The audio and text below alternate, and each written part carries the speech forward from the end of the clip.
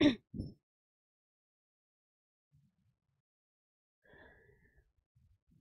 Everyone. तो last class में हमने पढ़ा था रेस्पिरेटरी डिस्ट्रेस सिंड्रोम, जिसको हमने हाफली कंप्लीट किया था। आज हम उसको कंप्लीट कर लेंगे। तो एक क्विक रिवीजन कर लेते हैं कि लास्ट क्लास में क्या पढ़ा था। सबसे पहले तो रेस्पिरेटरी डिस्ट्रेस सिंड्रोम हमें पता चला था कि किसकी वजह से, सर्फेक्टेंट की कमी की वजह से हो रही थी। सर्फेक्टेंट क्या है? जो एल्वेलाइज को कवर करके रखते हैं। ये एक तरीके का लिपिड प्रोटीन है जो क्या करता है, एल्वेलाई को कोलैप्स होने से बचाता है, यानी कि उसके अंदर का सरफेस टेंशन को कम करता है, यानी मेंटेन करके रखता है। इतनी चीज हमने पढ़ ली थी।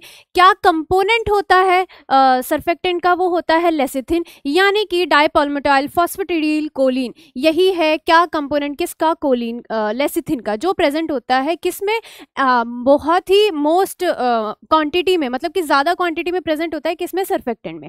अब सर्फेक्टेंट जो है तीन तरीके से हमने इसको डिफरेंशिएट किया था। क्या कि अगर इमेच्योर फॉर्म में है तो लंग्स में प्रेजेंट होगा। इमेच्योर फॉर्म में अगर 20 वीक्स ऑफ गेस्टेशन पीरियड चल रही है तब, उस कंडीशन में कब लंग्स में इमेच्योर फॉर्म में होगा? 28 वीक्स में कब प्रेजेंट होगा? एमनियोटिक फ्लूइड में आ जाएगा। और 33 से 35 फॉर्म 35 वीक्स में अगर वो लंग्स में है तो वो है मैच्योर फॉर्म में। इसमें बहुत इंपॉर्टेंट क्वेश्चन क्या पूछा जाता है? पहले तो ये क्वेश्चन था एमनियोटिक फ्लूइड रिलेटेड, और ये पूछ लिया जाता है कि लंग्स में इमेच्योर फॉर्म में कब होता है और मैच्योर फॉर्म में कब होता है। ठीक है। तो उसके बाद प्रोडक्शन कैसे होता है? क्या प्रोडक्शन है, कहाँ पे होता है? ये होता है type 2 alveolar cells of pneumocytes. क्या? Type 2 alveolar cells of pneumocytes. ठीक है। अब क्या काम करता है ये बता दिया। ये सरफेस टेंशन क्या है उसको मेंटेन करके रखता है। क्या सरफेस टेंशन? एल्वियोलाई है उसके अंदर में सरफेस टेंशन को मेंटेन करके रखेगा, यानी कि जब एल्वियोलाई एक्सपिरेशन के टाइम पे कोलैप्स करें तो वो आपस में चिपक ना जाएं। ठीक है, आपस में चिपक ना जाएं, इसीलिए उसके सरफेस टेंशन को मेंटेन करके रखता है। अगर सर्फेक्टेंट की कमी हो जाएगी तो एल्वियोलाई कोलैप्स हो जाएंगे, यानी कि आपस में चिपक जाएंगे एक्सपिरेशन के टाइम पे। और अगर चिपक गए तो इस कंडीशन में क्या होगा? एयर का एक्सचेंज नहीं हो पाएगा। ठीक है, और बच्चा हाइपोक्सिया में चला जाएगा, यानी कि ऑक्सीजन की कमी हो जाएगी, जिसकी वजह से बच्चे को सांस लेने में दिक्कत हो जाएगी, यानी कि रेस्पिरेटरी डिस्ट्रेस सिंड्रोम हो जाएगा। अब और क्या करता है? दूसरी चीज है कि वो फंक्शनल रेजिडुअल कैपेसिटी को मेंटेन करता है, यानी कि फंक्शनल रेजिडुअल कैपेसिटी क्या होती है? लंग्स में नॉर्मल एक्सपिरेशन के बाद जो एयर बची है उसको मेंटेन करता है, यानी कि हम नॉर्मल सांस लेते हैं और सांस छोड़ते हैं, हम एक्स्ट्रा भी छोड़ सकते हैं, मतलब कि फोर्सफुल एक्सपिरेशन भी कर सकते हैं। लेकिन नॉर्मल सांस लेने और नॉर्मल सांस छोड़ने के बाद भी जो लंग्स में हमारे एल्वियोलाई में जो एयर बची है उसी को मेंटेन करता है कौन? सर्फेक्टेंट। अगर सर्फेक्टेंट की कमी हो गई तो ये जो इसमें एयर है वो ज्यादा नहीं रुक पाएगी, और इसकी वजह से इसमें गैप भी कम हो जाएगा, और इस कंडीशन में भी क्या होगा? एल्वियोलाई कोलैप्स हो जाएंगे। ठीक है, ये था फंक्शनल रेजिडुअल कैपेसिटी। मैंने बताया था कि नॉर्मल इंस्पिरेशन और एक्सपिरेशन के बाद भी लंग्स में जो ज्यादा अमाउंट का जो एयर बचा है, ऑक्सीजन बचा है, उसी को हम क्या कहेंगे? Functional residual capacity. Production production किससे बढ़ता है? प्रोडक्शन बढ़ता है अगर सर्फेक्टेंट का प्रोडक्शन बढ़ रहा है बॉडी में, तो मतलब कि कॉर्टिसोल मोस्ट कॉमन अगर क्वेश्चन आए तो मोस्ट कॉमनली किसकी वजह से? कॉर्टिसोल की वजह से और थायरॉक्सिन हार्मोन की वजह से। और डिक्रीज्ड किसकी वजह से होता है इंसुलिन। मोस्ट कॉमन, इसको याद रखना। इसके ऊपर बहुत ही इंपॉर्टेंट क्वेश्चन पूछा जाता है कि डिक्रीज किस वजह से हो रहा है? इंसुलिन की वजह से। अब कैसे डिक्रीज हो रहा है इसको हम आगे अच्छे से और डिफाइन करेंगे। ठीक है, सबसे पहले ये हो गया कि किसकी वजह से हो रही है आरडीएस। अब हमें ये समझना है क्या क्या क्लिनिकल फीचर्स उसको दिखाई देते हैं। क्लिनिकल फीचर्स की बात करें तो सबसे पहले हमने देख लिया कि सर्फेक्टेंट की कमी की वजह से, यानी कि लेस सर्फेक्टेंट की कमी वजह से क्या होता है कि बच्चे के जो लंग्स हैं वो कोलैप्स हो जाते हैं, यानी कि एटेलेक्टेसिस हो जाते हैं। क्या कहेंगे? अगर लंग्स कोलैप्स हो रहे हैं उस कंडीशन को क्या कहेंगे? उस कंडीशन को कहेंगे एटेलेक्टेसिस। ठीक है, एटेलेक्टेसिस कहेंगे। यही है लंग्स कोलैप्स। क्यों? सर्फेक्टेंट की कमी हो जा रही है और हमारा एल्वियोलाई कोलैप्स हो जा रहा है, जिसकी वजह से लंग्स भी कोलैप्स हो जा रहे हैं। अब इस कंडीशन में ऑक्सीजन का क्या है? परफ्यूजन नहीं हो पाएगा, यानी कि ऑक्सीजन का एक्सचेंज नहीं हो पाएगा। नहीं हो पाएगा, जिसकी वजह से बच्चा हाइपोक्सिया में चला जाएगा, यानी कि टिश्यूज में ऑक्सीजन की कमी हो जाएगी। ये चीज तो हमने पढ़ ली, ये हो गया हमारा क्लियर। क्या बताया, सर्फेक्टेंट की कमी की वजह से एल्वेलाई कोलैप्स हो गए, जिसकी वजह से लंग्स भी कोलैप्स हो गए, जिसको हम कहेंगे क्या, एटेलेक्टेसिस। और इसकी वजह से ऑक्सीजन का परफ्यूजन ठीक से नहीं हो पाता है, जिसकी वजह से टिश्यूज में ऑक्सीजन नहीं मिल पाया, यानी कि उस कंडीशन को हमने कहा क्या, हाइपोक्सिया। क्या कह दिया, हाइपोक्सिया कह दिया। अब क्या है क्लिनिकल फीचर में, मोस्ट इंपॉर्टेंट क्लिनिकल फीचर क्या दिखता है। अब आपको ये क्या दिख रहा है, क्लिनिकल फीचर देखने के लिए मोस्ट इंपॉर्टेंट एक स्कोर होता है, उसको हम कहेंगे क्या, silver Anderson score. Silver Anderson score, यही है सिल्वर एंडरसन स्कोर। ठीक है, इससे हमें पता लगेगा कि क्या क्या सिम्टम्स बच्चे को आरडीएस में दिख रहे हैं। मोस्टली इसके स्कोरिंग होती है कितनी, 10 होती है, क्योंकि 5 पॉइंट्स है, हर एक पॉइंट के क्या है, हर एक पॉइंट में इसके क्या है, 2 मार्किंग्स हैं, तो इसलिए ओवरऑल कितना हुआ, 10 इसका मैक्सिमम स्कोर होता है। जितना ज़्यादा स्कोर होगा, कंफ्यूजन नहीं होना है, हमने कुछ टाइम पहले अफगार स्कोर पढ़ा था और इसमें हमने पढ़ा था कि अफगार स्कोर में जितना ज़्यादा स्कोर होगा उतना ही बच्चा अच्छा होगा, लेकिन सिल्वर एंडरसन स्कोर किस लिए हो रहा है, ये आरडीएस को पता करने के लिए हो रहा है। तो इस कंडीशन में जितना ज़्यादा स्कोर होगा उतना ही बच्चे के क्या होगा, रेस्पिरेटरी डिस्ट्रेस होगा। मतलब कि मोर स्कोर मोर डिस्ट्रेस, ज़्यादा स्कोर है और इसकी वजह से क्या होगा, मोर डिस्ट्रेस होगा, बच्चा ज़्यादा डिस्ट्रेस्ड रहेगा। ठीक है, ये कंडीशन है हमारी किसकी, आरडीएस की, ये सिल्वर एंडरसन।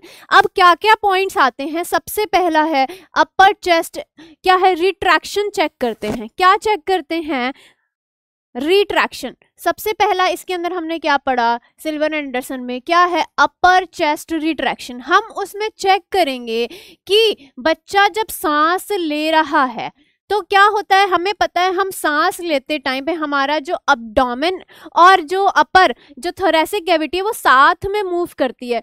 आप ऐसे सांस लेंगे तो अब्डोमेन एक साथ, अगर अप गया है तो एक साथ अप जाएगा, डाउन गया है तो एक साथ डाउन जाएगा। तो अपर चेस्ट रिट्रैक्शन में क्या होता है कि दोनों ही सिंक्रोनाइज्ड, यानी कि एक साथ मूव करते हैं। एक साथ क्या, एब्डोमेन और अपर चेस्ट जो है एक साथ मूव करती है, तो आप उसको ग्रेडिंग दे देंगे 0। 0 का मतलब है कि उसको कोई भी प्रॉब्लम नहीं है, तो 0 ग्रेडिंग का मतलब हुआ नो प्रॉब्लम, और 2 ग्रेडिंग का मतलब कि उसको प्रॉब्लम है। ठीक है, सिंक्रोनाइज्ड मतलब कि दोनों एक साथ पैरेलली वर्क कर रहे हैं, यानी कि एब्डोमेन सांस लेते टाइम अपर चेस्ट और एब्डोमेन एक साथ मूव कर रहा है, तो आपने उसको ग्रेड 0 दे दिया। अब अगर आप देख रहे हैं कि चेस्ट तो मूव कर रहा है, अब्डोमेन और चेस्ट आपस में लैग कर जा रहे हैं, मतलब कि एक आगे एक पीछे, यानी कि जब आप सांस ले रहे हैं तो पेट तो अंदर चला गया लेकिन चेस्ट जो है वो अंदर नहीं गए या फिर अप नहीं आए। ठीक है, तो क्या होगा कि दोनों लैग कर रहे हैं। इस कंडीशन में क्या होगा, इंस्पिरेशन के टाइम पे लैग हो जा रहा है, कौन, थोरैसिक कैविटी, यानी कि चेस्ट लैगिंग हो जा रही है। ठीक है, तो आपने ग्रेड दे दिया 1।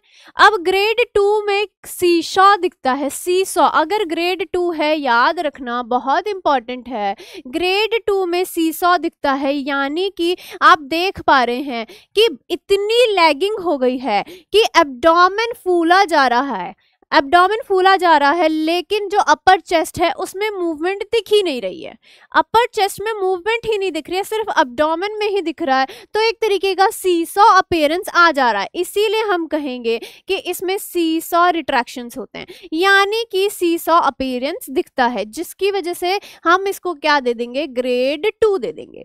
क्या दे देंगे, ग्रेड 2 दे देंगे।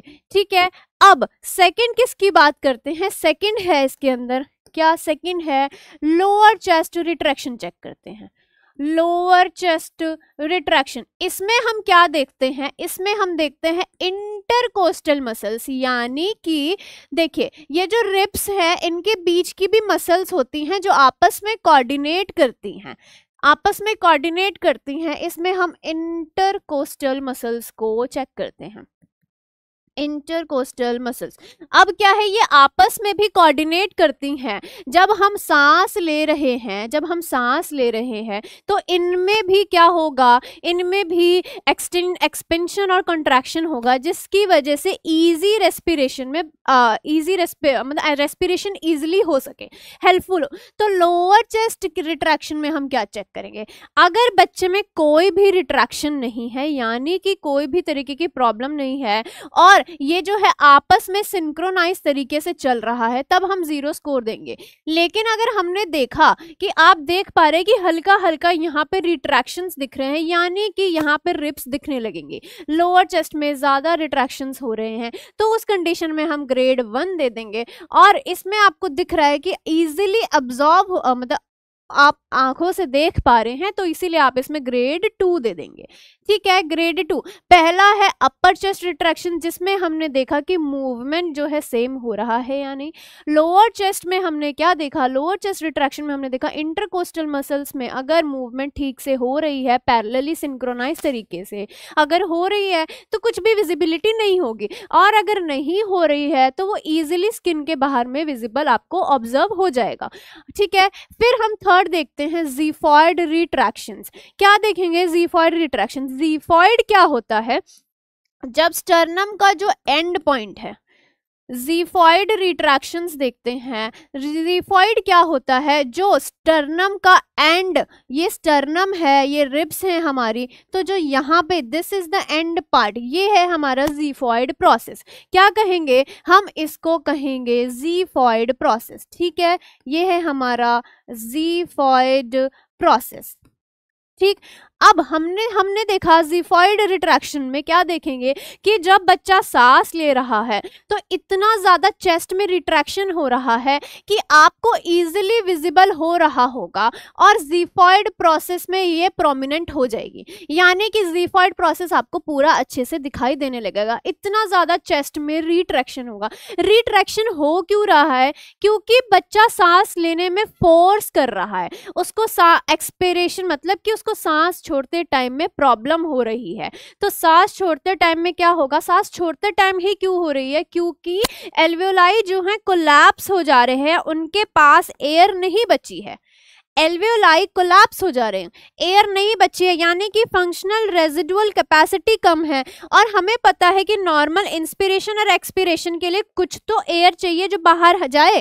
अब क्या होता है इस कंडीशन में क्या होता है कि जो बच्चे के जो लंग्स है कोलैप्स हो चुके हैं, जिसमें एयर नहीं बची है, तो वो क्या करेगा, एक्सपिरेशन के टाइम पे फोर्स लगाएगा। एक्सपिरेशन के टाइम पे फोर्स लगाएगा तो उस कंडीशन में बच्चे को रिट्रैक्शंस दिखेंगे चेस्ट के ऊपर।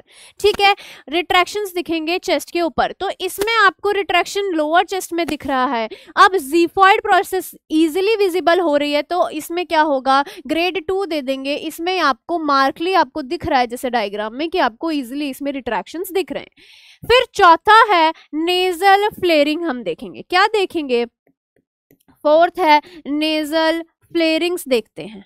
नेजल फ्लेयरिंग्स देखते हैं। नेजल फ्लेयरिंग्स क्या हुआ, नेजल फ्लेयरिंग यानी कि जब फोर्सफुली सांस छोड़ते हैं तो आपने देखा है कि नोज के ऐसे फूलते हैं, मतलब डायलेट होते हैं, जो नेजल है वो डायलेट। आप फोर्सफुली सांस छोड़ने की कोशिश करो तो आपको दिखेगा कि आपके जो नोज नॉस्ट्रिल्स हैं वो फूल जाएंगे, यानी कि डायलेट होंगे। ठीक है, ऐसे डायलेट होते हैं ऐसे करके। ठीक है, विजिबल हो रहा होगा तो नेजल डायलेशंस दिखती है। अगर बिल्कुल ही नहीं है तो उनको आप ग्रेड 0 दे देंगे, और अगर थोड़ी सी है तो ग्रेड 1, और अगर बहुत ज्यादा ही नेजल फ्लेयरिंग आपको दिख रही है तो उस कंडीशन में आप ग्रेड 2 दे देंगे। ठीक है, अब फिफ्थ पॉइंट है हमारा, क्या फिफ्थ पॉइंट है जो मोस्ट इंपॉर्टेंट है, जो सबसे ज्यादा देखा जाता है, क्या वो है ग्रंटिंग। यानी कि क्या, ग्रंटिंग। ग्रंटिंग क्या होता है, जब एक्सपीरेशन के टाइम पे जो साउंड आपको सुनाई देता है उसी को हम कहेंगे ग्रंटिंग। क्या कहेंगे, ग्रंटिंग। अब इसको अच्छे से समझते हैं, लेकिन सबसे पहले ये देखें, ग्रंट, ये सारी चीज तो हम अपनी नेकेड आई से ऑब्जर्व कर लेंगे, लेकिन जो फिफ्थ पॉइंट है उसको हम मोस्टली किससे देखते हैं, उसको हम स्टेथोस्कोप से ही सुन सकेंगे। अगर स्टेथोस्कोप, क्या होता है, आपको कोई भी ग्रंटिंग नहीं सुनाई दे रही है तो हो गया 0, लेकिन आप स्टेथोस्कोप से सुन रहे हैं तब आपको सुनाई दे रही है, नॉर्मली नहीं सुनाई दे रही। आपको नॉर्मली बाहर से नहीं सुनाई दे रही है लेकिन स्टेथोस्कोप से सुनाई दे रही है, तो उस कंडीशन में आपने ग्रेड 1 दे दिया। फिर आपने देखा कि आपको स्टेथोस्कोप की जरूरत पड़ ही नहीं रही है, वो ऐसे ही ऑडिबल हो रहा है, तो उस कंडीशन में आप ग्रेड 2 दे देंगे, जिस कंडीशन में बच्चे को क्या है, सीवियरली डिस्ट्रेस है। क्या है, सीवियरली डिस्ट्रेस है। तो ग्रंटिंग मोस्ट इंपॉर्टेंट है, इसमें सबसे मोस्ट इंपॉर्टेंट रोल प्ले करता है किस कंडीशन में, रेस्पिरेटरी डिस्ट्रेस सिंड्रोम में। ठीक है, इसको समझते हैं कि क्या होता है, ग्रंटिंग क्या होती है। सबसे पहले इसको समझ लेते हैं। हम बात करते हैं ग्रंटिंग की। ग्रंटिंग क्या होता है कि हमें पता है कि हमारे एल्वोलाई कोलैप्स हो चुके हैं, ये है एल्वोलाई। अब इसकी कंडीशन इतनी बिगड़ गई कि वो हो गए हैं ऐसे, कोलैप्स हो गए। अब इसमें एयर नहीं बची है कि ताकि अब क्या है, बच्चे को फोर्स लगाना पड़ रहा है सांस छोड़ने के लिए। अब क्या होता है, ये है हमारा ग्लॉटिस। हमें पता है ग्लॉटिस के ऊपर एपिग्लॉटिस होता है, ये है ग्लॉटिस, और इसके ऊपर होती है एपिग्लॉटिस। ठीक, जब हम सांस लेते हैं तो ये एपिग्लॉटिस खुल जाता है, ये एपिग्लॉटिस खुल जाता है। यही तो है ना जो आपको सांस की नली और खाने की नली दोनों को डिफरेंशिएट कौन कर रहा है, किससे बचा रहा है, वो है एपिग्लॉटिस। ये है हमारा एपिग्लॉटिस। ठीक, ये कवर करता है किसको, ये कवर करके रखता है ग्लॉटिस को।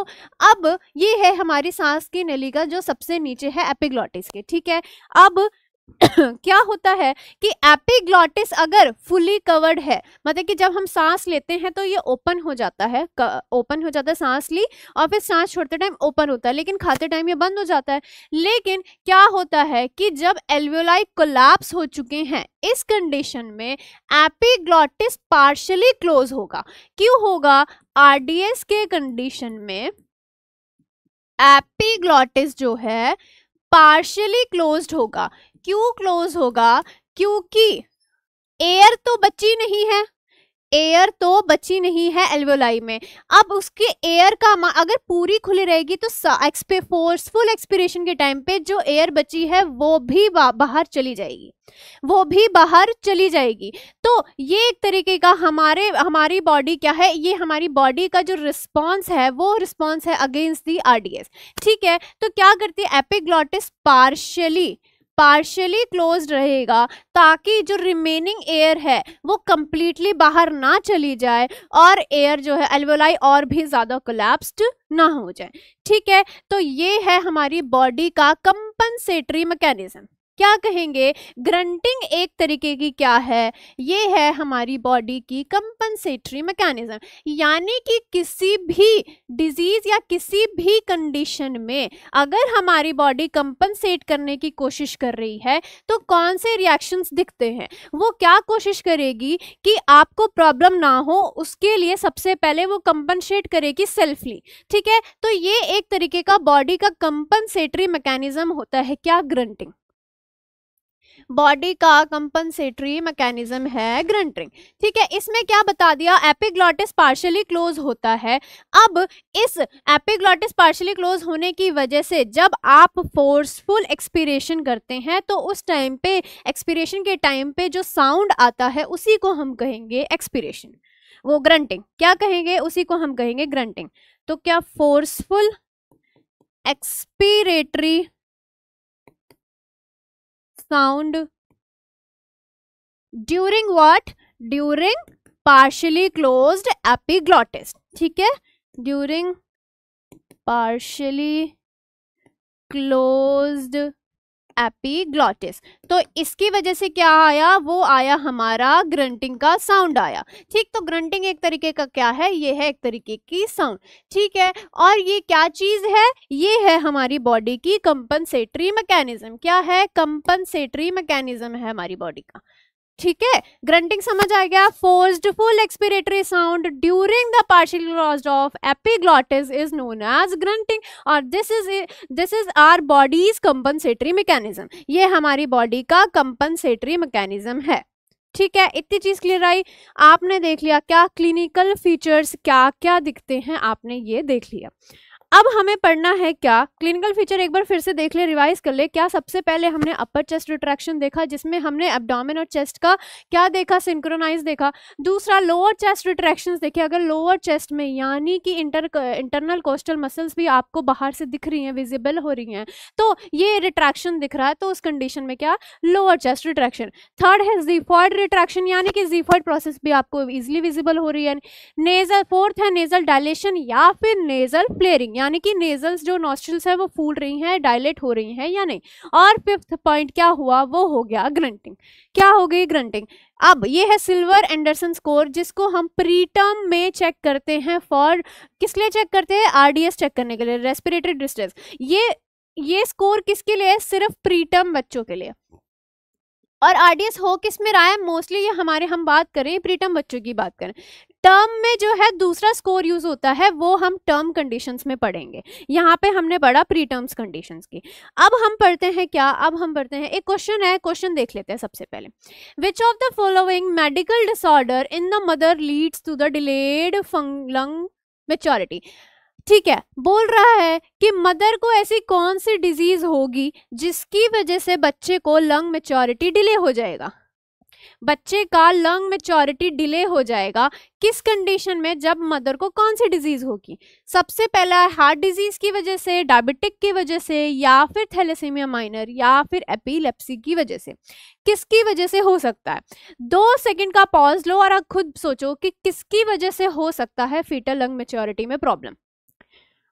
देखो क्या है, सबसे पहले हम बात करें मदर की, तो मदर को अगर मदर, हाँ हमने पढ़ा था कि सर्फेक्टेंट, जब हमने पढ़ा था इंक्रीज कब होता है, डिक्रीज कब होता है, तो हमने बताया था कि इंसुलिन की वजह से, जब इंसुलिन बहुत ज़्यादा अमाउंट में हो तो उस कंडीशन में सर्फेक्टेंट कम हो जाएगा। सर्फेक्टेंट कम हो रहा है मतलब कि अब मदर को क्या है, डायबिटीज है, मदर को डायबिटीज है, तो जो डायबिटिक मदर होती हैं, मदर डायबिटिक है, डायबिटिक मदर क्या होता है, इस कंडीशन में ग्लूकोज का लेवल, मदर के ब्लड में ग्लूकोज का लेवल बहुत ज्यादा है।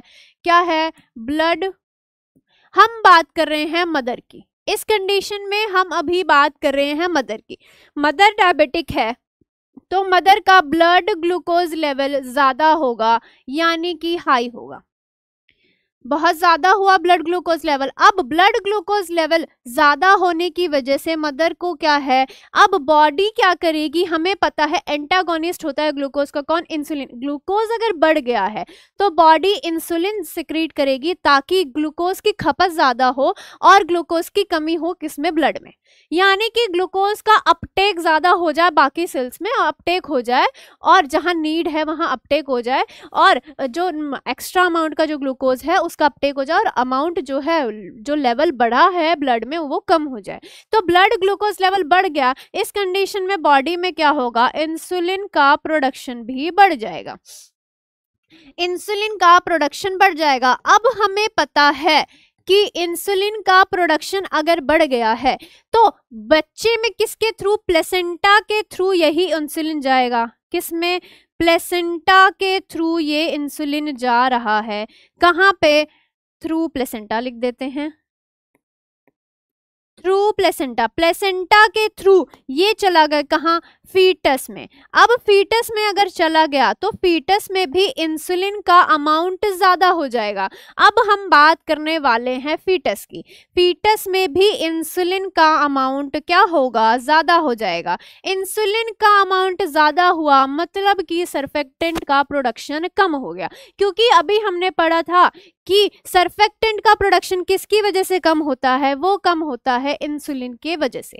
तो अगर इंसुलिन का अमाउंट फीटस में बढ़ गया है, अब इस कंडीशन में क्या होगा, इस कंडीशन में सर्फेक्टेंट की कमी हो जाएगी। तो कौन सा डिसऑर्डर है जिसकी वजह से बच्चे में फीटल लंग मैच्योरिटी की कमी हो रही है, तो वो है डायबिटीज। क्यों, हमने समझ लिया क्यों, क्योंकि क्यों है ये कमी? क्योंकि डायबिटिक जो मदर होती हैं उनमें इंसुलिन का प्रोडक्शन ज़्यादा बढ़ जाता है, जिसकी वजह से फीटस के बॉडी में भी इंसुलिन ज़्यादा जाएगा, और अगर इंसुलिन ज़्यादा जाएगा तो हमें पता है कि इंसुलिन सर्फेक्टेंट का प्रोडक्शन कम कराएगी। अगर सर्फेक्टेंट का प्रोडक्शन कम होगा तो उसकी वजह से क्या होगा? फीटल की लंग मैच्योरिटी भी डिले हो जाएगी, क्योंकि मैच्योरिटी के लिए क्या चाहिए? हमें चाहिए क्या? हमें चाहिए सर्फेक्टेंट। ठीक है, तो इसीलिए इस कंडीशन में क्या होता है? सर्फेक्टेंट डिक्रीज हो जाता है, सर्फेक्टेंट डिक्रीज हो जाता है, जिसकी वजह से लंग मैच्योरिटी डिले हो जाती है। बाकी हार्ट कंडीशंस देखें तो ये तीनों ही जो बाकी कंडीशंस हैं, इसकी वजह से किसी भी तरीके का कोई भी इन्वॉल्वमेंट फीटस के लंग्स में नहीं पड़ता है। मेनली हमारा फोकस किस पे होना चाहिए कि सर्फेक्टेंट के प्रोडक्शन में कौन डिक्रीज कर रहा है। इन तीनों कंडीशन की वजह से सर्फेक्टेंट में कोई भी रोल नहीं होता है। ठीक है, चलो अब क्या है, ये चीज हमने समझ ली। हम समझते हैं कि डायग्नोसिस कैसे, अब हमें तो पता चल गया कि क्या क्या सिम्टम्स उसको दिख रहे हैं, लेकिन क्या क्या डायग्नोसिस होनी चाहिए फीटस लंग में, कि क्या क्या डायग्नोसिस होने चाहिए। तो सबसे पहला कैसे आप चेक करेंगे फीटल लंग? सबसे पहले हम नॉर्मल इवैल्यूएशन करेंगे, नॉर्मल, या फिर हम लिख दें क्लिनिकल इवैल्यूएशन। क्लिनिकल इवैल्यूएशन में आप क्या करेंगे? हमने अभी सिम्टम्स में देखा था कि सिल्वर एंडरसन स्कोर किया था, तो उसी का हम इवैल्यूएशन करेंगे, स्कोर इवैल्यूएशन करते हैं। ठीक, दूसरी चीज है ब्लड टेस्ट वगैरह करा देंगे, ब्लड टेस्ट करा देंगे। ठीक है, कि नॉर्मल रिपोर्ट देखेंगे और उसमें हम देखेंगे कि ब्लड टेस्ट में कि बच्चे का ऑक्सीजन लेवल कितना है, यानी कि स्पेशली हम क्या कराएंगे? एबीजी करा रहे हैं। एबीजी कराने का मतलब है कि हम इसमें क्या चेक कर रहे हैं? ऑक्सीजन लेवल चेक कर रहे हैं, किस में? ब्लड में। ठीक, पहला क्लिनिकल इवैल्यूएशन, दूसरा ब्लड टेस्ट कर रहे हैं। तीसरी क्या चीज है? एक्सरे। एक्सरे से हम देखेंगे, एक्सरे कराएंगे और एक्सरे में हम देखेंगे कि बच्चे का क्या दिख रहा है? वाइट आउट लंग्स दिख रहा है। इसको नोट डाउन कर लेना, क्वेश्चन पूछा जाता है, बहुत ही इंपॉर्टेंट है, आपसे पूछ लिया जाता है वाइट आउट लंग्स किस में दिखता है? तो वाइट आउट लंग्स दिखता है हमारा किस में? आरडीएस के कंडीशन में। किस कंडीशन में दिखता है? आरडीएस के कंडीशन में। वाइट आउट लंग, ये है वाइट आउट लंग। और मोस्ट इंपॉर्टेंट फीचर किसका है? ये मोस्ट इंपॉर्टेंट क्लिनिकल फीचर है किसका? आरडीएस का। तो क्वेश्चन में अगर पूछ लिया जाए कभी कि वाइट आउट लंग किस में दिखता है, तो आपको मेंशन करना है किस में आपको दिखता है? आरडीएस के कंडीशन में, रेस्पिरेटरी डिस्ट्रेस सिंड्रोम के कंडीशन में। या फिर अगर हम कहें तो एयर ब्रोंकोस्पाज्म, एयर ब्रोंकोग्राफी कराते हैं, यानी कि एयर ब्रोंकोग्राफी। तो ब्रोंकोग्राफी अगर हम करा रहे हैं तो उस कंडीशन में हम देख रहे हैं कि जो ब्रोंकस है उसमें एयर निकल रही है। क्यों? क्योंकि एल्वेओलाई है, ये ब्रोंकस है और ये एल्वेओलाई, अब एल्वेओलाई कोलैप्स हो चुकी है, जिसकी वजह से सारा एयर जो है कहाँ जा रहा है? ब्रोंकस में जमा हो जा रहा है। कहाँ जमा हो जा रहा है? ब्रोंकस में जमा हो जा रहा है। तो इसको हम कहेंगे क्या? Air in bronchi. अब ब्रोंकाई में एयर दिख रहा है, इस कंडीशन में क्या दिखेगा? लंग्स में दिखेगा क्या? ग्राउंड ग्लास अपीयरेंस कहेंगे। क्या कहेंगे? Ground glass appearance. स्पेशली जो है वाइट आउट लंग को ही ग्राउंड ग्लास अपीयरेंस कहते हैं, क्योंकि जो लंग्स है वो क्या हो जाएगा? ट्रांसपेरेंट हो जाएगा। तो इसमें ना लिख के हम लिख दें कि white out lungs and ground glass appearance. Ground glass appearance का मतलब हुआ क्या? कि जो ट्रांसपेरेंट लंग हो गया, ग्लास हमें पता है ना, जो कांच की ग्लास होती है ट्रांसपेरेंट होती है, आर पार देख सकते हैं। तो लंग ऐसा हो जाएगा कि आप उसमें आर पार देख सकते हैं, यानी कि लंग्स जो है ट्रांसपेरेंट हो जाएगा। कैसे हो जाएगा? चलिए देखते हैं। ये है ग्राउंड ग्लास अपीयरेंस, ये है ग्राउंड ग्लास अपीयरेंस। ठीक है, this this is ground glass क्या बोलते हैं, ये आपको वाइट आउट लंग दिख रहा है, क्या है हमारा नॉर्मल जो चेस्ट एक्सरे होता है दोनों ही सेम विजिबिलिटी का होता है, ग्रे होता है। इस कंडीशन में क्या है, एक तरफ का एरिया जनरली दोनों साइड का हो जाता है आरडीएस में, लेकिन डिफरेंशिएट करने के लिए आपको दिखा रहे हैं कि एक तरफ में ग्रे हो गया है। अब यहाँ पे ज्यादा एल्वेलाई कोलैप्स्ड हो गई हैं, जिसकी वजह से क्या हो जाएगा, एल्वेलाइज कोलैप्स्ड हो गई हैं।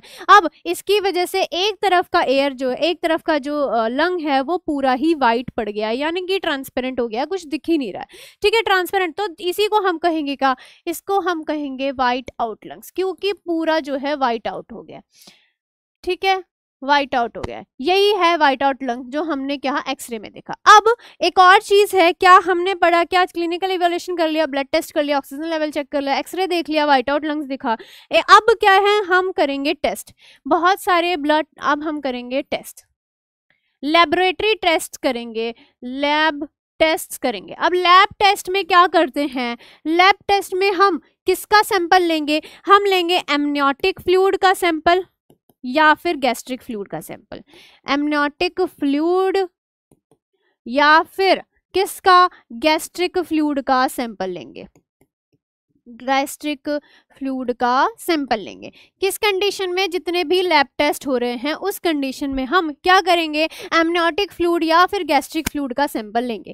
कौन कौन से लैब टेस्ट होते हैं उसको देख लेते हैं, बहुत इंपॉर्टेंट है ये, आपका ओबीजी में भी आपको बहुत काम आएगा, ओबीजी में भी इस टेस्ट के बहुत काम आने वाला है, तो इसलिए इसको ध्यान से सुनना। सबसे पहला लैब टेस्ट में हम करेंगे लेसिथिन और स्फिंगोमाइलिन टेस्ट।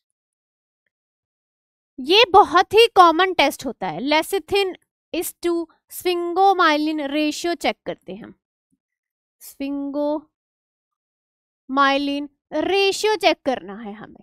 ठीक है, नॉर्मल रेशियो कितना होता है, नॉर्मल होता है कितना, मोर देन 2:1 का रेशियो होता है, ये है हमारा नॉर्मल। और ये जो टेस्ट है ये कॉमन लैब टेस्ट है कि कॉमनली ये होता ही होता है। अब इस कंडीशन में क्या है कि अगर रेशियो जो है मोर देन 2:1 आ रहा है, तो इस कंडीशन में क्या है, लंग्स जो है वो है मैच्योर, लंग्स मैच्योर हैं। तो अगर मोर देन 2:1 आ रहा है तो लंग्स मैच्योर है, लेकिन अगर लेस देन 2:1 आ रहा है इसका मतलब है कि लंग्स हमारे इमेच्योर हैं, लंग्स हमारे क्या है, इमेच्योर है। इस कंडीशन में किसमें, लेसिथिन स्फिंगोमाइलिन रेशियो चेक करते हैं, जिसमें नॉर्मल जो रेशियो होता है कि more than equal to 2:1 ratio होता है। अगर 2:1 से ज़्यादा है तो लंग मैच्योर है, और अगर 2:1 से कम है तो लंग इमेच्योर है। इसकी एक कंडीशन होती है, एक्सेप्शन है, क्या एक्सेप्शन है, एक हमारा इसमें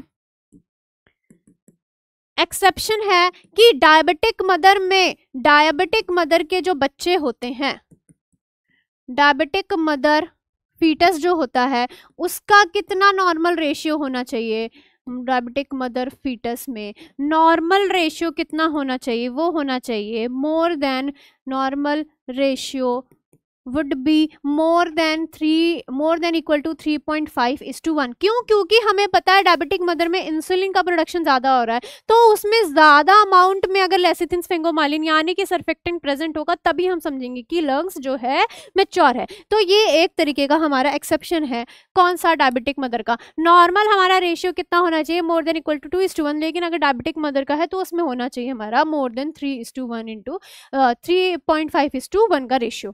ठीक, ये हो गया पहला टेस्ट, क्या, लेसिथिन स्फिंगोमाइलिन टेस्ट रेशियो, जिसमें अगर 2:1 से ज्यादा है, 2:1 से ज्यादा तो मैच्योर है, 2:1 से कम है तो लेस मैच्योर है।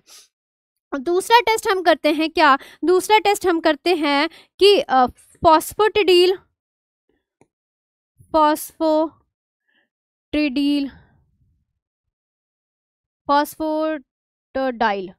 फॉस्फेटिडाइल जो है उसको हम देखते हैं। जो फॉस्फेटिडाइल ग्लिसरॉल का जो रेशियो है ये हमारे जो सर्फेक्टेंट है उसमें प्रेजेंट होना चाहिए। अगर ये प्रेजेंट है किसमें, एमनियोटिक फ्लूइड में, प्रेजेंट इन एमनियोटिक फ्लूइड हम लिख दें, AF लिख दिया, तो इस कंडीशन में क्या है, लंग्स जो है मैच्योर हैं, हमें पता चल गया कि लंग्स मैच्योर है। क्या फॉस्फेटाइल ग्लिसरॉल का टेस्ट करेंगे, तो अगर ये प्रेजेंट है एमनियोटिक फ्लूइड में तो लंग्स मैच्योर है। अगर ये अब्सेंट हैं तो इस कंडीशन में इमेच्योर है लंग्स। क्या है, हमारे लंग्स जो है वो इमेच्योर है इस कंडीशन में। किस कंडीशन में, जब एमनियोटिक फ्लूइड में फॉस्फेटाइल ग्लिसरॉल अगर प्रेजेंट है तो लंग्स मैच्योर है। लेकिन अगर एब्सेंट है तो उस कंडीशन में क्या है, एब्सेंट की कंडीशन में लंग्स जो है वो है इमेच्योर। ठीक है, पहला टेस्ट हो गया लेसिथिन स्फिंगोमाइलिन रेशियो, और दूसरा क्या हो गया हमारा, दूसरा हो गया हमारा फॉस्फेटाइल ग्लिसरॉल टेस्ट करेंगे, जिसमें हमने देखा कि अगर प्रेजेंट है एमनियोटिक फ्लूइड, अगर एमनियोटिक फ्लूइड प्रेजेंट है तो उसमें लंग्स मैच्योर है। लेकिन अगर प्रेजेंट नहीं है तो हमारा लंग्स क्या हो गया, वो लंग्स हो गया हमारा इमेच्योर हो गया। ये हुआ फॉस्फेटाइल कोलिन टेस्ट करेंगे, फॉस्फेटाइल कोलिन, ग्लिसरॉल नहीं, कोलिन टेस्ट। क्या करेंगे, फॉस्फेटाइल कोलिन टेस्ट करेंगे। ठीक, अब तीसरी चीज क्या है, तीसरी हम चेक करेंगे व्हाट, जो थर्ड चीज है, थर्ड हम चेक करेंगे लैमिलर टेस्ट चेक करेंगे। लैमिलर यानी कि लैमिलर टेस्ट में हम देखेंगे क्या, कि स्टोर्ड फॉर्म ऑफ सरफेक्टेंट कितना है, स्टोर्ड फॉर्म ऑफ सरफेक्टेंट। ठीक है, स्टोर्ड फॉर्म कितना है, अगर स्टोर्ड फॉर्म सरफेक्टेंट का मोर देन 5000 प्रेजेंट है, 50,000 मोर देन 50,000 माइक्रोलीटर अगर प्रेजेंट है तो लंग्स हमारा मैच्योर है। क्या बताया कि अगर जो स्टोर्ड फॉर्म है सरफेक्टेंट का वो मोर देन 50,000 माइक्रोलीटर अगर प्रेजेंट है तब हमारा लंग्स क्या है, मैच्योर है। ये होता है हमारा थर्ड टेस्ट, ये है हमारा थर्ड टेस्ट। कितना होना चाहिए, अगर मैं लिख दूं तो ऐसे लिख देती हूँ कि मोर देन 50,000 माइक्रोलीटर। ठीक है, मोर देन 50,000 माइक्रोलीटर, ये है हमारा क्या, थर्ड टेस्ट। अब फोर्थ टेस्ट की बात करते हैं। फोर्थ टेस्ट है हमारा शेक टेस्ट। शेक टेस्ट या फिर हम इसको कहेंगे क्या, इसको हम कहेंगे बबल टेस्ट। बबल टेस्ट, इसमें हम क्या करते हैं, शेक टेस्ट और बबल टेस्ट में ध्यान से सुनना, इसमें हम क्या करेंगे, इसमें हम 0.5 ml क्या लेंगे, एमनियोटिक फ्लूइड लेंगे। ठीक है, 0.5 ml एमनियोटिक फ्लूइड लेंगे। इसको ठीक से लिख लेते हैं, एमनियोटिक फ्लूइड लेंगे। अब इसमें हम क्या डालेंगे, इसमें हम डालेंगे क्या, 1 ml क्या, 1 ml क्या, 95% इथाइल एल्कोहल डालेंगे। ठीक है, 1 ml किसका डालेंगे, 95% इथाइल अल्कोहल का 1 ml डालेंगे। 0.5 ml एमनियोटिक फ्लूइड प्लस में इसमें 0.5 ml NS रहता है, और इसके अंदर हमने क्या डाला, 1 ml 95% इथाइल अल्कोहल डाला। अब जो सॉल्यूशन बना है, अब जो सॉल्यूशन बन गया है टेस्ट ट्यूब में, इस सॉल्यूशन को हम क्या करेंगे, इस सॉल्यूशन को हम विगरसली शेक करेंगे। क्या करेंगे, बहुत ही तेजी से विगरसली शेक करेंगे। अब विगरसली शेक करना मतलब कि बहुत तेजी से शेक करना, ऐसे शेक करेंगे और फिर वेट करेंगे क्या, 3 to 5 मिनट्स का। अब 3 to 5 मिनट्स के बाद अगर बच्चे में जो उसका जो हमारा जो सॉल्यूशन था उसमें अगर बबल बन रहे हैं, बबल प्रेजेंट है, तो इस कंडीशन में लंग्स हमारे मैच्योर है। लेकिन अगर बबल्स नहीं बन रहे हैं, बबल अब्सेंट है, तो इस कंडीशन में लंग्स क्या है, इमेच्योर है। अगर बबल बन गए तो क्या बताया, बबल बनने का मतलब है कि लंग्स जो है मैच्योर हैं, लंग्स मैच्योर हैं, और बबल नहीं बना है तो लंग्स क्या है, वो है इमेच्योर। ये हुआ हमारा शेक टेस्ट या फिर बबल टेस्ट कहते हैं। तो इसमें क्या करते हैं, इसमें हम एमनियोटिक फ्लूइड लेते हैं 0.5 ml, और उसमें 0.5 ml NS रहता है, दोनों डाइल्यूटेड फॉर्म में रहता है। उसमें हम 1 ml 95% इथाइल अल्कोहल डालेंगे। अब अगर हम ऐसा भी लिख सकते हैं कि सिर्फ 0.5 ml में अगर हमने डाला तो 0.5 ml एमनियोटिक फ्लूइड में हम हम सिर्फ इसमें डालेंगे, तो इस कंडीशन में हम 0.5 ml 95% एल्थाइल अल्कोहल डालते हैं।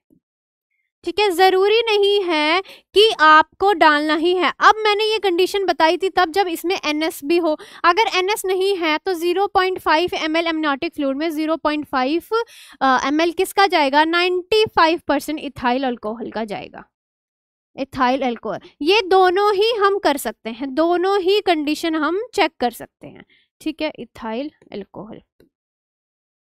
फिर इसमें हमने इस सॉल्यूशन में हम बबल टेस्ट करेंगे। अगर इस कंडीशन में भी बबल बन गए तो बबल टेस्ट करेंगे, तो बबल का मतलब है कि मैच्योर है, नहीं है तो क्या हो गया, बबल बन गए तो मैच्योर है, अगर नहीं बने तो क्या, इमेच्योर है। ये हो गया हमारा फोर्थ टेस्ट।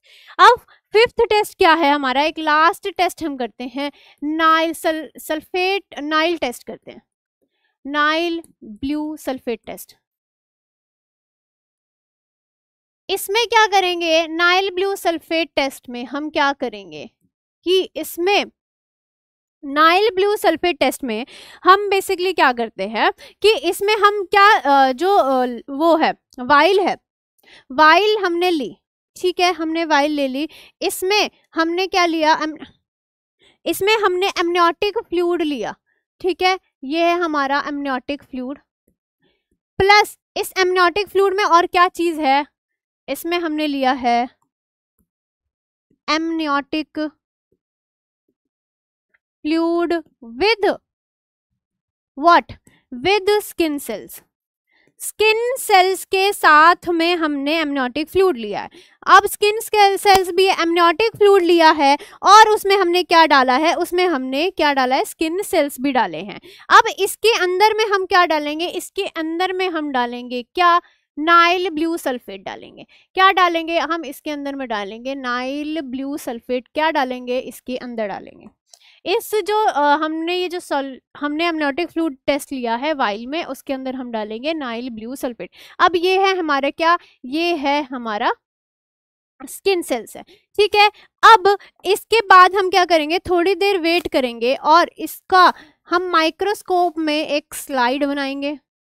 ये है हमारी स्लाइड, माइक्रोस्कोप में अब हम चेक करेंगे। अब माइक्रोस्कोप में एक स्लाइड में हमने इसकी एक ड्रॉप ले ली, क्या ली, 1 drop of solution, 1 drop of this solution, इस सॉल्यूशन का एक ड्रॉप हमने लिया है।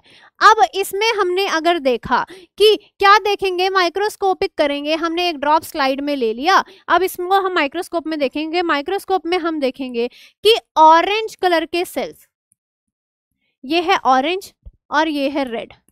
ठीक दिख रहा होगा आपको, तो ऑरेंज कलर के अगर ज्यादा सेल्स दिख रहे हैं, यानी कि मोर ऑरेंज सेल्स, तो मतलब कि लंग्स का जो लंग्स है वो मैच्योर है, लंग्स क्या है, वो मैच्योर है। तो हम क्या कहेंगे, ऑरेंज स्किन टेस्ट, जो मोर ऑरेंज स्किन अगर आई है तो उस कंडीशन में क्या होगा, मोर ऑरेंज स्किन सेल्स, मोर ऑरेंज सेल्स, तो मतलब कि क्या है, लंग्स जो है वो मैच्योर है।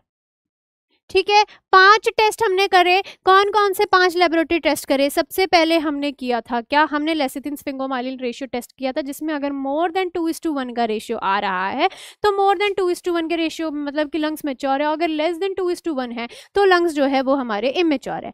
फिर हमने टेस्ट किया था फॉस्फेटाइल कोलिन का टेस्ट किया था। अगर एमनियोटिक फ्लूइड में फॉस्फेटाइल कोलिन प्रेजेंट है तो उस कंडीशन में क्या होगा कि पॉजिटिव होगा, मतलब कि लंग मैच्योर है, और अगर एब्सेंट है तो लंग इमेच्योर है। फिर हमने टेस्ट किया, थर्ड हमारा था लेमिनर टेस्ट करेंगे, जिसमें लेमिनर टेस्ट में हम देखेंगे जो सर्फेक्टेंट का स्टोरेज फॉर्म है वो मोर देन 50,000 माइक्रोलीटर से ज्यादा है या नहीं है, अगर कम है तो इमेच्योर है, अगर ज्यादा है तो मैच्योर है।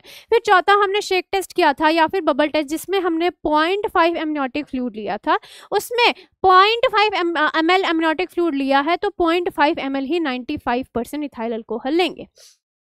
ठीक है, इथाइल अल्कोहल या फिर इथेनॉल आप कह सकते हैं। फिर उसको हम विग्रेसली शेक करेंगे, अगर विग्रेसली यानी कि बहुत तेजी से शेक करेंगे, उसके बाद 3 से 5 मिनट छोड़ देंगे, और 3 से 5 मिनट छोड़ने के बाद अगर बबल बन रहा है तो लंग्स जो है बच्चे का वो मैच्योर है, लेकिन अगर बबल नहीं बन रहा है तो लंग्स जो है इमेच्योर है। ठीक है। फिर हमने क्या, उसके बाद हमारा एक लास्ट टेस्ट था, वो था नाइल ब्लू सल्फेट टेस्ट, जिसमें हमने अमनियोटिक फ्लूइड लिया और उसके अंदर हमने अमनियोटिक फ्लूइड में क्या था, स्किन सेल्स भी थे। अब हमने उसमें नाइल ब्लू सल्फेट डाला, उसके बाद हमने एक ड्रॉप ली, 1 ड्रॉप सोल्यूशन का ले लिया। अब हमने ये स्लाइड बनाई, स्लाइड में माइक्रोस्कोप बनाए, इन स्लाइड मेक स्लाइड। अब इसका स्लाइड बनाएंगे ना, एक ड्रॉप लेकर के मेक स्लाइड, ताकि हम माइक्रोस्कोप में चेक कर सके। इसका हमने एक स्लाइड बनाया और माइक्रोस्कोप में हमने चेक किया, और हमने चेक किया क्या कि जो स्किन सेल्स हैं ऑरेंज कलर के ज़्यादा अमाउंट में अगर प्रेजेंट है स्किन सेल्स, तो फिर क्या होगा, लंग्स जो है मैच्योर है। अगर कम है तो उस कंडीशन में क्या होगा, लंग्स इमेच्योर है। ठीक है। आपको अगर डिफ्रेंशिएट करने में दिक्कत है तो इसको हम रेड से नहीं ब्लैक से डिफ्रेंशिएट कर देते हैं। ऑरेंज तो आपको दिख रहा है, ब्लैक दिखाएं अगर हम ऐसे, ये अब डिफरेंशिएट हो रहा है। इस कंडीशन में क्या आपको दिख रहा है कि ज्यादा ऑरेंज सेल्स हैं, है ना, ऑरेंज सेल्स ज्यादा हैं कंपैरेटिव टू द ब्लैक, तो लंग्स जो है मैच्योर है। अब अगर हम आते हैं ट्रीटमेंट की बात, तो ट्रीटमेंट के कंडीशन में 3 चीजों का ट्रीटमेंट है, 3 चीज है। सबसे पहले है क्या, सबसे पहले है, अगर माइल्ड कंडीशन है, बहुत ही कम कंडीशन का रेस्पिरेटरी डिस्ट्रेस हो रहा है, तो उस कंडीशन में हम उसको बच्चे को ऑक्सीजन थेरेपी दे देंगे, नॉर्मल उसको ऑक्सीजन थेरेपी देंगे, ताकि जो उसकी हाइपोक्सिक है वो ठीक हो जाए। ठीक है, माइल्ड कंडीशन में नॉर्मल ऑक्सीजन थेरेपी कर देंगे। मॉडरेट कंडीशन अगर है, मॉडरेट कंडीशन की बात करें तो मॉडरेट कंडीशन में क्या देंगे, सीपैप देंगे। सीपैप क्या होता है, ये होता है कंटिन्यूअस पॉजिटिव एयरवे प्रेशर। ठीक है, कंटिन्यूअस पॉजिटिव एयर प्रेशर। तो इसमें क्या होता है, एयर प्रेशर, इसमें क्या होता है, हमें पता है कि एपिग्लॉटिस पार्शियली क्लोज है, कंप्लीटली क्लोज नहीं है, तो क्या करेगा कि कंटिन्यूअसली प्रेशर बनाएगा, यानी कि एपिग्लॉटिस अगर क्लोज भी है तो थोड़ा सा उसको ओपन करके जो उसमें एयर जितनी भी ओपन है उसमें एयर कंटिन्यूअसली वो पहुंचाता रहेगा। कंटिन्यूअसली, कंटिन्यूअस मतलब बिना रुके वो एयर कंटिन्यूअस ट्रांसफर करता रहता है। ऐसी कंडीशन में जिसमें एयर जो है बहुत ही कम है या फिर ऑक्सीजन की कमी बहुत ज़्यादा है, तो उस कंडीशन में सीपैप क्या करेगा कि कंटिन्यूअस ऑक्सीजन का प्रेशर बना के रखेगा, ताकि कंटिन्यूअस फ्लो बना रहे किसका, ऑक्सीजन का। तो हमें पता है कि आरडीएस की कंडीशन में क्या हो रहा है, ऑक्सीजन की कमी हो रही है, जिसकी वजह से हमें हमारा एपिग्लॉटिस पे क्लोज हो रहा है, पार्शियली क्लोज्ड है। तो उस कंडीशन में क्या करेंगे कि एक प्रेशर बनाना है कंटिन्यूअसली, ताकि उसको ऑक्सीजन कंटिन्यूअस अमाउंट में मिलती रहे, तो वो है हमारा क्या, सीपैप, यानी कि continuous positive airway pressure, air pressure. तीसरी क्या चीज है हमारे ट्रीटमेंट में, पहला माइल्ड में ऑक्सीजन थेरेपी, मॉडरेट में सीपैप। सीवियर अगर कंडीशन है तो सीवियर कंडीशन में हमें क्या करना है, सीवियर कंडीशन में कुछ नहीं, हमें देना है सर्फेक्टेंट। सर्फेक्टेंट हमें उसको देना है। ठीक, सर्फेक्टेंट अब कैसे देंगे, सर्फेक्टेंट एडमिनिस्टर करना है, तो इसको लिख दे एडमिनिस्टर, क्या एडमिनिस्टर क्या करना है, सर्फेक्टेंट। सर्फेक्टेंट अब कैसे देंगे, सर्फेक्टेंट भी तो देना है, तो कैसे देंगे, सर्फेक्टेंट हम देंगे कैसे, इसका क्या रूट होना चाहिए, वो हम करेंगे क्या, इंट्राट्रेकियल। क्वेश्चन में पूछा जाता है, क्या पूछा जाता है कि सर्फेक्टेंट देते कैसे हैं, तो वो देते हैं इंट्राट्रेकियल, यानी कि directly into the trachea. Trachea में डायरेक्टली देते हैं, इंट्राट्रैकियल यानी कि डायरेक्टली एडमिनिस्टर करते हैं। किस में एडमिनिस्टर करते हैं, डायरेक्टली करते हैं किस में, किस आरडीएस में, आरडीएस में मतलब कि डायरेक्टली ट्रैकिया में सर्फेक्टेंट दे देंगे, बच्चे को डायरेक्टली देते हैं। ये बहुत ही इंपॉर्टेंट है, इसको मार्क कर लो, इसके ऊपर क्वेश्चन पूछा जाता है, कई बार एग्जाम में पूछा गया है कि क्या रूट होना चाहिए सर्फेक्टेंट अगर बच्चे को दे रहे हैं। इंडोट्रैकियल और इंट्राट्रैकियल दोनों ही लिखा रहता है, तो दोनों ही सेम चीज है, इंट्राट्रैकियल बेसिकली बोलते हैं, और इंडोट्रैकियल भी अगर ऑप्शन में है तो आप इंडोट्रैकियल सिलेक्ट कर सकते। तो क्या ट्रीटमेंट है, माइल्ड अगर है तो ऑक्सीजन थेरेपी, अगर मॉडरेट तो कंटिन्यूअस प्रेशर देना है तो सीपैप लगा देंगे, और अगर सीवियर कंडीशन है तो इस कंडीशन में, सीवियर कंडीशन में कुछ नहीं करना है, सीवियर कंडीशन में तो आपको सर्फेक्टेंट देना ही देना है। ठीक है, ये हो गई हमारी क्या ट्रीटमेंट। अब एक चीज है कि बच्चे को प्रिवेंटिव मेजर्स भी तो दे सकते हैं। ऐसा थोड़ी है कि बच्चे को हो ही गया है तो अब हो गया है तो फिर, लेकिन अगर ना हो उसके लिए प्रिवेंटिव मेजर्स होते हैं। प्रिवेंटिव मतलब कि आपने सुना ही है, prevention is better than cure. तो अगर होने से पहले ही बचा लें, प्रिवेंटिव ट्रीटमेंट हम क्या देंगे, अगर होने से पहले ही बचा लें तो ये ट्रीटमेंट हम दे देंगे तो बच्चे को आरडीएस होगा ही नहीं।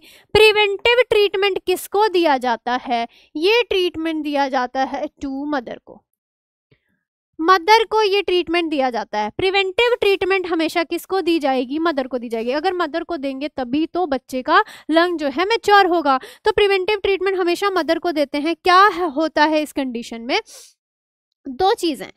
पहला, अगर बच्चे, ये बेसिकली प्रीटर्म बच्चे होते हैं उनमें होता है ना, तो प्रीटर्म बच्चे में अगर लेस देन 34 वीक्स में डिलीवरी हो गई है, लेस देन 34 वीक्स में डिलीवरी हो गई है, तो मतलब लेस देन 34 वीक्स में ही डिलीवरी या फिर प्रीटर्म होनी है, तो उस कंडीशन में आप मदर को क्या करेंगे, दे देंगे क्या, कॉर्टिकोस्टेरॉइड।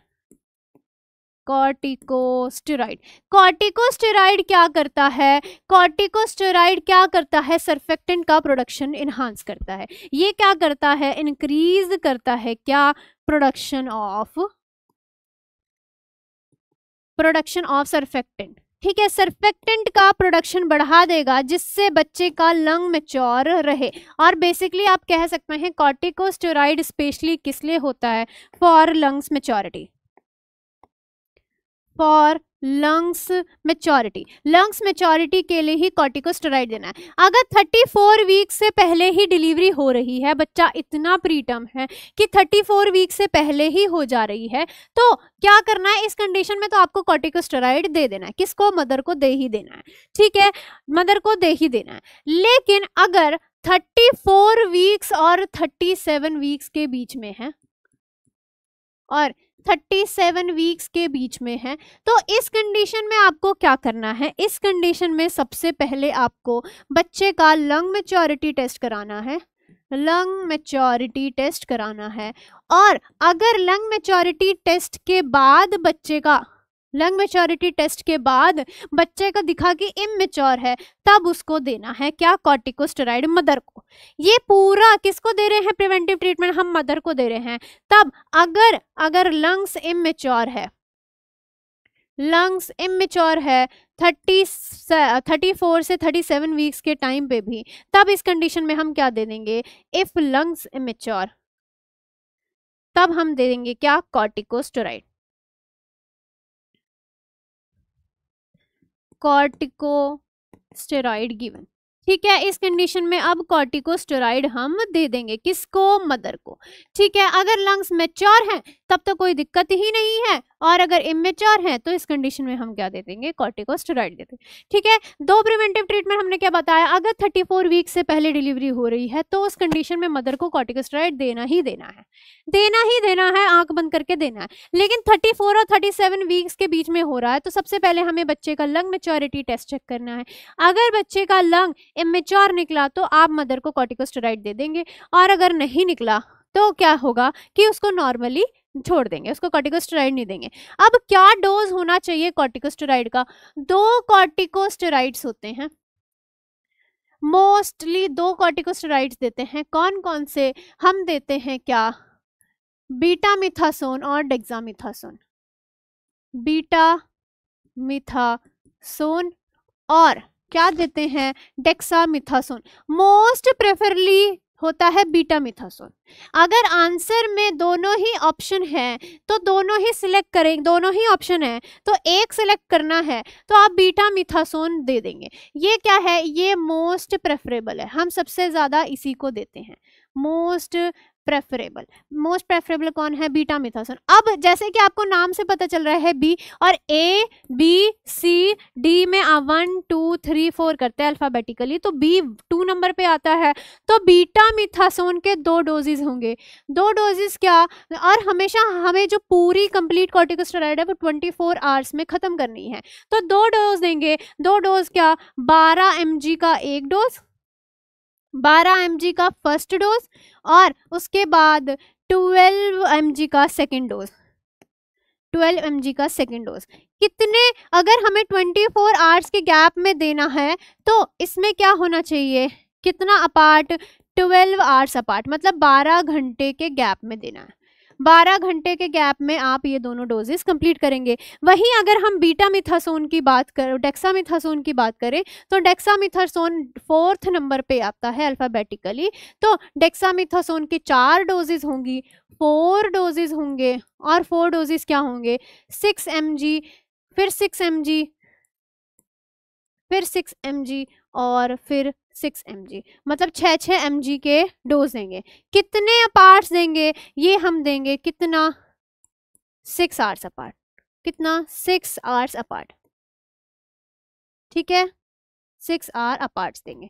ठीक है, ये है हमारा प्रिवेंटिव ट्रीटमेंट। कॉर्टिकोस्टेरॉइड देंगे, डेक्सामिथासोन और बीटामिथासोन। बीटामिथासोन ज़्यादा प्रेफरेबली देते हैं, आप बीटामिथासोन अगर ज़्यादा प्रेफरेबली दे रहे हैं तो कितनी डोज देंगे, उसकी डोज देंगे बीटामिथासोन की, कितनी देंगे हम बीटामिथासोन की, 12 mg का 12 आवर्स अपार्ट में 2 डोज देंगे, और डेक्सामिथासोन के 4 डोज देते हैं, क्या, 6 mg, वो भी कितना, 6 आवर्स अपार्ट। अब एक क्वेश्चन है कि a preterm with hyaline membrane disease, hyaline membrane disease तो पता है ना, इसी को हम आरडीएस कह रहे हैं, यही है हमारा आरडीएस, क्योंकि हमने पढ़ा था कल कि हाइलिन मेम्ब्रेन का इन्वॉल्वमेंट हो रहा है, इसलिए हाइलिन मेम्ब्रेन डिजीज भी कहते हैं।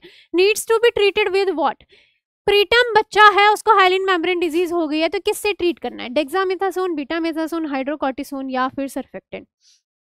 इसमें सोचने वाली बात यह है कि सबसे पहले बहुत कंफ्यूजन हो जाता है कि बच्चों को पता है कॉर्टिकोस्टेरॉइड दे देंगे तो सर्फेक्टेंट बढ़ जाएगा, ठीक, लेकिन क्वेश्चन में क्या पूछ रहा है, क्वेश्चन में पूछ रहा है कि प्रीटम बच्चे को क्या देंगे। प्रीटम यानी कि यहाँ पर बच्चे की बात हो रही है कि बच्चे को क्या देंगे, बच्चे को क्या देंगे। तो जो पहला ऑप्शन है कि डेक्सामिथासोन और बीटामिथासोन, ये तो मदर को देते हैं, अभी हमने पढ़ा कि ये मदर को देंगे, लेकिन यहाँ पूछ रहा है कि बच्चे को क्या देंगे, बच्चे की डिलीवरी हो गई और हमें पता चल गया कि उसको आरडीएस हुआ है, इस कंडीशन में क्या देंगे। इस कंडीशन में हम बच्चे को देंगे सर्फेक्टेंट। वो भी कैसे देंगे, सर्फेक्टेंट देंगे इंट्राट्रैकियल।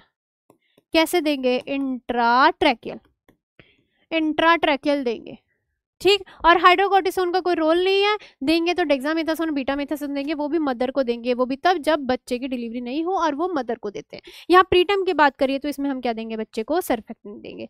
ठीक है, आज का सेशन हमारा यही खत्म होता है, हमने कंप्लीट कर लिया अपना आरडीएस। ठीक है, एक क्विक रिविजन देख लेते हैं, हमने क्या पढ़ा। हमने देखा कि क्लिनिकल सिम्टम्स में बच्चे को क्या दिखता है, हाइपोक्सिक हो जाता है, क्योंकि लंग्स कोलैप्स हो गए हैं तो बच्चा हाइपोक्सिक हो गया। अब हमने देखा कि सिल्वर एंडरसन स्कोर है, जो हमारा 10 मार्क्स का स्कोर है, वो दिखाता है क्या कि बच्चे को जो आरडीएस हुआ है वो क्या क्या कैसे और किस लेवल में हुआ है। इसके 5 पॉइंट्स होते हैं कि कितना लेवल में हुआ है। तो 5 पॉइंट क्या है, सबसे पहले हम अपर चेस्ट रिट्रैक्शन देखेंगे, दूसरा लोअर चेस्ट रिट्रैक्शन जिसमें हम इंटरकोस्टल रिट्रैक्शन चेक करते हैं, तीसरा है जीफॉइड रिट्रैक्शन चेक करेंगे, फिर चौथा हमने देखा नेजल फ्लेयरिंग, नेजल फूल रही है यानी, और फिर फिफ्थ है हमारा कि ग्रंटिंग चेक करेंगे। ग्रंटिंग क्या था, पोज्ड फुल एक्सपीरेशन के टाइम पे जो पार्शियली क्लोज्ड ग्लोटिस की एपिग्लोटिस की वजह से जो साउंड आ रहा है उसी को हम कहेंगे ग्रंटिंग, और ये हमारा बॉडी का कंपनसेटरी मैकेनिज्म है। फिर हमने देखा कि डायबिटिक मदर में इंसुलिन का सिक्रेशन ज़्यादा हो रहा है, जिसकी वजह से बच्चे में इंसुलिन का प्रोडक्शन मदर में ज़्यादा हुआ, तो इंसुलिन का सिक्रेशन किसमें, बच्चे में बहुत ज़्यादा अमाउंट में इंसुलिन पाया जाएगा। अगर इंसुलिन होगा तो हमें पता है कि उसकी वजह से सर्फेक्टेंट में कमी हो जाती है, और सर्फेक्टेंट में अगर कमी हुई तो मतलब कि बच्चे का लंग मैच्योर नहीं हो पाया। फिर डायग्नोसिस कैसे कैसे पता करेंगे, एक तो क्लिनिकल इवैल्यूएशन जो सिल्वर एंडरसन स्कोर करेंगे वो, दूसरा एबीजी करेंगे जिसमें हम चेक करेंगे कि बच्चा अगर हाइपोक्सिक है तो किस लेवल का है। ठीक है, फिर हमने क्या किया, एक्सरे कराएंगे। एक्सरे में देखेंगे कि बच्चे का जो लंग्स है वो वाइट आउट होगा और ग्राउंड ग्लास अपीयरेंस यानी कि ट्रांसपेरेंट नजर आएगा। फिर हम लैब टेस्ट करेंगे। सबसे पहला है लेसिथिन स्फिंगोमाइलिन टेस्ट करेंगे। तो ये हमारे किस में प्रेजेंट होता है, ये प्रेजेंट होता है हमारा सर्फेक्टेंट में कंपोजिशन होता है किसका, लेसिथिन और स्फिंगोमाइलिन का। मेजर पार्ट लेसिथिन का होता है, स्फिंगोमाइलिन बहुत कम प्रेजेंट होता है। ठीक है, तो अगर इसका ratio more than 2.5 more than 2:1 है तो लंग मैच्योर है, अगर लेस है तो क्या होगा, कि लंग इमेच्योर है। फॉस्फेटिडाइल कोलिन टेस्ट करेंगे, अगर प्रेजेंट है एमनियोटिक फ्लूइड में तो लंग मैच्योर है, नहीं तो इमेच्योर है। फिर लेमिलर टेस्ट है, तीसरा लेमिलर टेस्ट भी कर सकते हैं, जिसमें हम देखेंगे कि सर्फेक्टेंट का जो स्टोर्ड फॉर्म है अगर वो मोर देन 50,000 माइक्रोलीटर है तो अगर प्रेजेंट है तब क्या उस कंडीशन में क्या बच्चे का लंग मैच्योर है। फिर शेक टेस्ट या फिर बबल टेस्ट करेंगे, जिसमें हमने एमनियोटिक फ्लूइड में एथिनॉल डाला या फिर इथाइल अल्कोहल डाला और हमने चेक किया कि अगर बबल बन रहा है तो बबल बनने का मतलब है कि बच्चे का लंग मैच्योर है, नहीं तो नहीं है। नाइब्ल्यू सल्फेट में हमने देखा कि अगर ज्यादा ऑरेंज स्किन सेल्स नजर आ रही हैं तो उस कंडीशन में लंग्स जो है मैच्योर है। फिर हमने ट्रीटमेंट दिया, ट्रीटमेंट में अगर माइल्ड है बच्चा, माइल्ड अगर उसको दिक्कत है, माइल्ड प्रॉब्लम है तो उसको ऑक्सीजन थेरेपी दे देंगे। मॉडरेट है तो कंटिन्यूस एयरवे प्रेशर प्रोवाइड करा देंगे। अगर सीवियर है तो उस कंडीशन में हम सर्फेक्टेंट देते हैं। मोस्ट इंपॉर्टेंटली कैसे देते हैं, वो देते हैं इंट्राट्रैकियल। कैसे देते हैं, इंट्राट्रैकियल। फिर प्रिवेंटिव ट्रीटमेंट में हमने देखा कि प्रिवेंटिव ट्रीटमेंट मदर को देते हैं कि जरूरी थोड़ी है कि हो ही गया तभी बच्चे की दवा करेंगे, ना हो उसके लिए क्या करेंगे, अगर 34 वीक से पहले अगर बच्चा हो रहा है तो उस कंडीशन में बच्चे मदर को कॉर्टिकोस्टेरॉइड दे देंगे, ठीक है। लेकिन कॉर्टिकोस्टेरॉइड दे देंगे, उस कंडीशन में हम क्या दे देंगे, कॉर्टिकोस्टेरॉइड दे देंगे, ठीक। अगर हमने देखा कि 34 और 37 वीक्स का बच्चा है, बच्चा मतलब कि डिलीवरी होनी है 34 से 37 वीक्स के बीच में, तो अगर लंग मैच्योरिटी टेस्ट करेंगे, अगर लंग मैच्योरिटी टेस्ट में लंग मैच्योर है तब तो ठीक है, लेकिन अगर इमेच्योर निकले तो उस कंडीशन में मदर को कॉर्टिकोस्टेरॉइड दे देंगे। और ये कॉर्टिकोस्टेरॉइड किसको देते हैं, ये देते हैं मदर को। क्या डोज होता है, बीटामिथासोन और डेक्सामिथासोन देते हैं। बीटामिथासोन में 2 डोजेस देते हैं, 12 mg और 12 आवर्स अपार्ट, और डेक्सामिथासोन देते हैं 6 mg 6 आवर्स अपार्ट, ठीक है। तो ये हो गया हमारा आज का session complete, respiratory distress syndrome ये हो गया हमारा कंप्लीट। जाते जाते बस एक ही बात कहूंगी कि everything is possible when you believe. अगर आपने सोच लिया, आपने ठान लिया कि आपको नर्सिंग ऑफिसर बनना है तो आप करके दिखाएंगे और आप बन के दिखाएंगे, ठीक है। Thank you very much.